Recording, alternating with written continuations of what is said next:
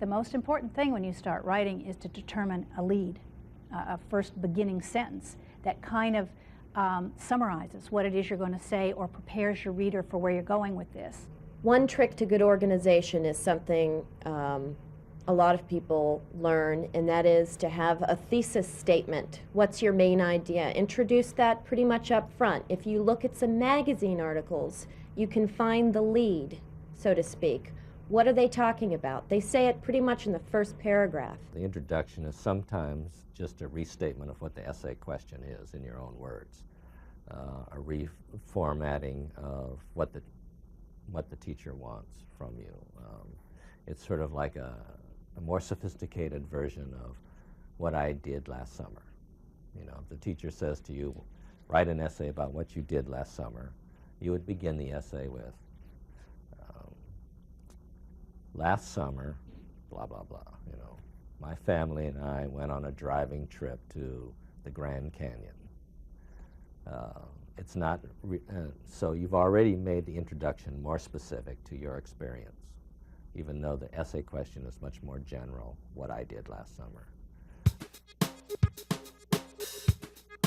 If I'm covering a certain event, a football game or a tennis match, while the match is going on, I'm already thinking ahead, thinking about how I might start the story out, what my lead might be on this story. And that always begins with thinking about what is the most compelling or important part of what I've just seen. That's the thing that's going to decide whether the reader is going to read the whole story or not. I would say probably 50% of my time is spent on the lead, and then maybe 30% on the body, and the other 20 just sort of on the conclusion, how to sort of wrap it up. But typically for me, when I get that lead down, when I know how I'm going to start the story out, everything else flows after that. I don't want to just bore the reader with who won the game and who scored the most points. I think chances are with the internet these days and TV and cable, they already know those sort of things. So I want to tell you a little bit more, and I want to move you. I want to write things that I think that are going to really move people and touch people and stay with people. You can make your lead a statement of fact, such as Steffi Graf is the greatest women's tennis player to ever play the game. You can start your story out that way if you like, and then build on that and have facts to back that up, have quotations from experts, quote-unquote experts, to back that up.